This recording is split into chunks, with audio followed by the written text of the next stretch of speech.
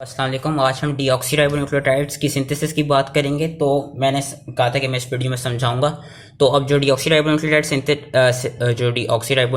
हैं, ये बेसिकली इस एंजाइम के थ्रू होते हैं जिसका नाम होता है राइबोन्यूक्लियोटाइड रिडक्टेस। और इस एंजाइम की खास बात क्या है कि इसके पास दो डाइमर्स होते हैं, R1 और R2। वो दो बेसिकली डाइमर है, दो सब यूनिट्स होते हैं R1 R2। और जो R1 वाला सब यूनिट है बेसिकली सबसे इंपॉर्टेंट इसका यूनिट यही है, क्योंकि इसमें हम देख सकते हैं कि इस पे सल्फाइड्राइल ग्रुप होती है, जो हम अभी आगे देखेंगे कि हाइड्रोजन ग्रुप्स को, जो अपने हाइड्रोजन्स हैं ये इनको डोनेट करती है।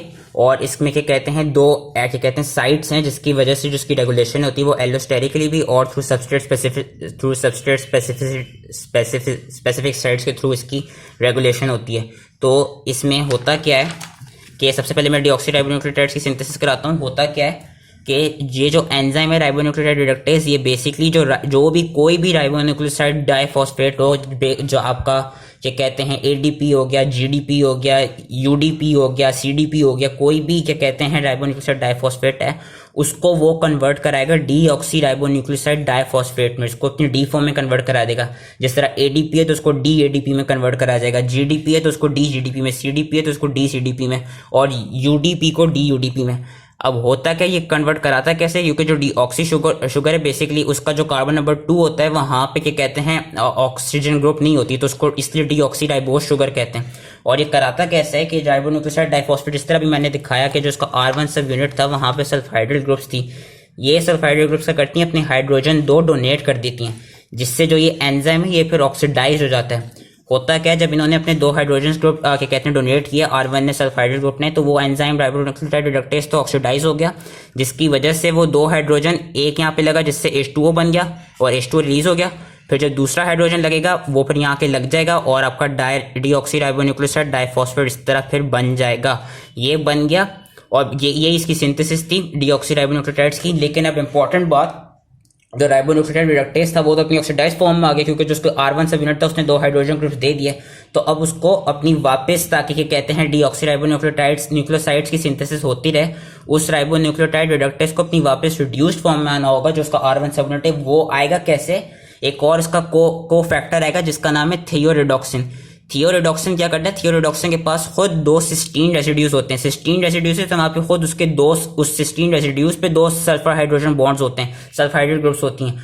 वो क्या कराता है, जो थायरोइडॉक्सिन है वो अपनी सिस्टीन रेसिड्यू पे जो सल्फाइड्राइल है वो वाले दो हाइड्रोजन्स इसको दे देगा राइबोन्यूक्लियोटाइड रिडक्टेस को, जिससे राइबोन्यूक्लियोटाइड रिडक्टेस अपनी वापस क्या कहते हैं ऑक्सीडाइज अपनी रिड्यूस फॉर्म में आ जाएगा। यहाँ पे दो हाइड्रोजन वापस आ जाएंगे। फिर से मैं समझाता हूँ, शुरू में क्या हुआ था, हम इस एंजाइम ने, जिसके पास ये सब यूनिट्स हैं, इसने ये दो हाइड्रोजन डोनेट किए राइबोन्यूक्लियोसाइड डाइफॉस्फेट को, जिससे बन गया डीऑक्सीराइबोन्यूक्लियोसाइड डाइफॉस्फेट। लेकिन अब इस एंजाइम को हमने उसको वापस उसकी ओरिजिनल बायोटी में लाना है, तो उसको वापस ओरिजिनल बायोटी में लाने के लिए हमने थियोरिडॉक्सिन एक इसका को फैक्टर यूज किया। थियोरिडॉक्सिन ने क्या किया, उसके पास सिस्टीन रेसिड्यूज थे, उस सिस्टीन रेसिड्यूज में दो सल्फाइड्राइल ग्रुप्स थे, उसने अपने दो हाइड्रोजन इस एंजाइम को डोनेट कर दिए, जिससे इसकी वापस ओरिजिनल बायोटी आ गई।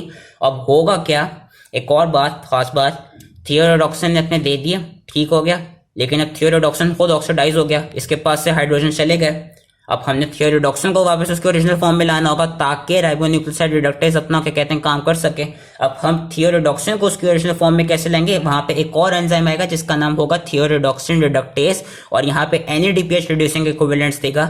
NADPH अपने दो हाइड्रोजन रिलीज कर देगा थियोरिडॉक्सिन के रिडक्टेस के थ्रू, थियोरिडॉक्सिन को दे देगा, जिससे थियोरिडॉक्सिन वापस अपनी रिड्यूस फॉर्म में आ जाएगा और NADP+ की फॉर्म में निकल जाएगा।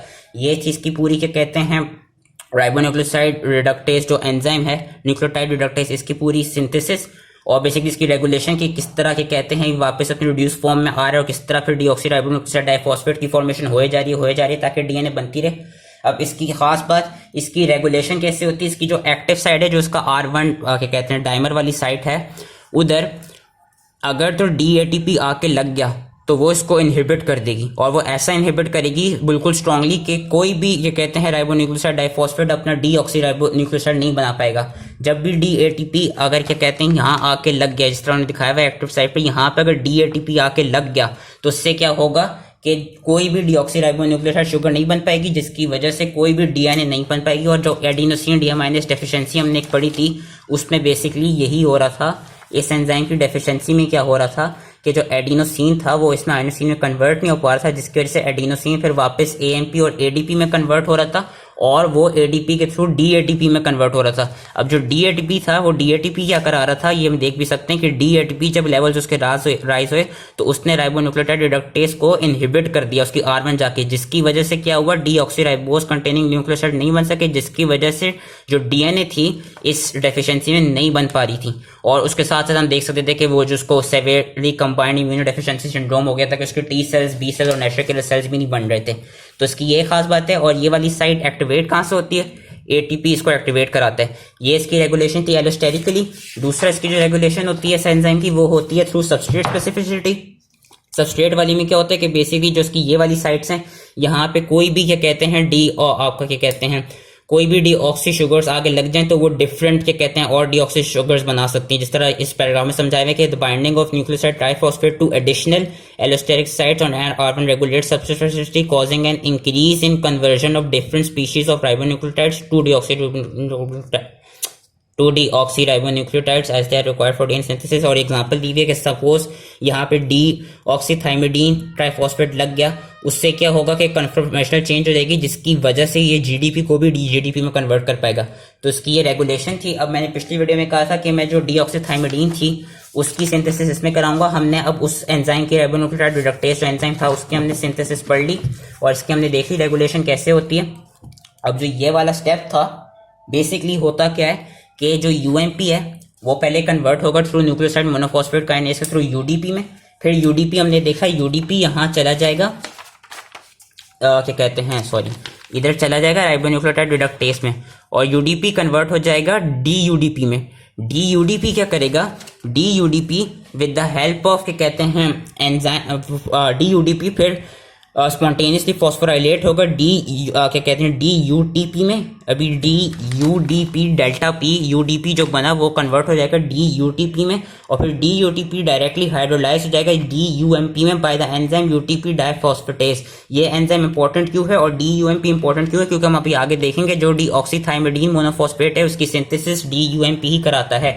जो डीयूएमपी है ये बेसिकली क्या कहते हैं एक एंजाइम आएगा थाइमिडाइलेट सिंथेस और उस पे जो आपके फॉलिक एसिड होता है जो N5N10 मिथाइलिन टेट्राहाइड्रोफोलेट होती है वो ऐसा मिथाइल ग्रुप डोनर काम करेगी और DTMP बन जाएगा जो कि डीएनए में होता है, जो कि थाइमीन रिंग होती है, यूरेसिल नहीं होती।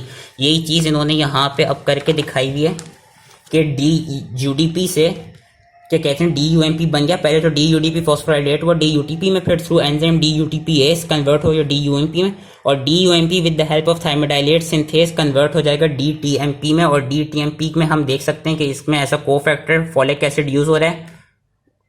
एक मिनट, इसमें हम देख सकते हैं फॉलिक एसिड यूज हो रहा है ऐसा कोफैक्टर जिसमें N5N10 मिथाइलिन टेट्राहाइड्रोफोलेट रिंग है।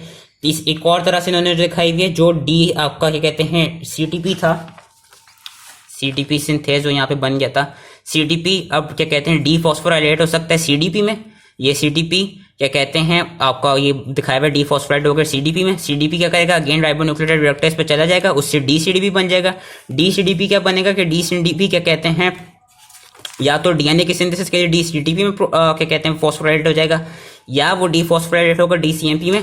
और DCMP क्या करेगा कि DCMP डीएमाइनेट होके बना देगा DUMP, क्योंकि डीएनए में क्या कहते हैं CTP चाहिए होते हैं तो CDP या तो सीधा फॉस्फोराइलेट हो सकता है CTP में और डीएनए की सिंथेसिस में चला जाएगा, या CDP डीएमाइनेट क्या कहते हैं होके पहले डीफॉस्फोराइलेट होकर DCMP बना देगा और फिर अगेन डीएमाइनेट होकर अमाइनो ग्रुप रिमूव करके बना देगा DUMP।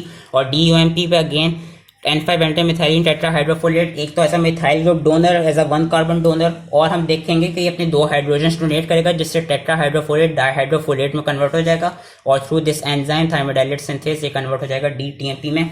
अब इसकी खास बात जो इसमें क्लिनिकल्स हैं, आपके कुछ एंटी हम ट्यूमर ड्रग्स देते हैं जिसमें 5-फ्लोरोयूरेसिल इंपॉर्टेंट होता है। 5-फ्लोरोयूरेसिल क्या करता है, इस थाइमिडाइलेट सिंथेस को परमानेंटली इनहिबिट कर देता है। कैसे करता है कि ये बना देता है 5-फ्लोरोडीऑक्सीयूरिडीन मोनोफॉस्फेट 5FD यूरिडीन मोनोफॉस्फेट और ये क्या कराती है, ये परमानेंटली बाउंड हो जाती है इस एंजाइम के थाइमिडाइलेट सिंथेस के, जिसकी वजह से ये drug as a suicide inhibitor क्या कहते हैं काम करता है। क्योंकि इस ड्रग में क्या होगा कि जब TMP बन नहीं पाएगी तो थाइमीन रिंग आ नहीं पाएगी डीएनए में, जिससे डीएनए की सिंथेसिस सही नहीं हो पाएगी और फिर डीएनए आपकी बन नहीं पाएगी और वो सेल्स आपके डाई हो जाएंगे और इसलिए हम इसको as a anti tumour agent use करते हैं।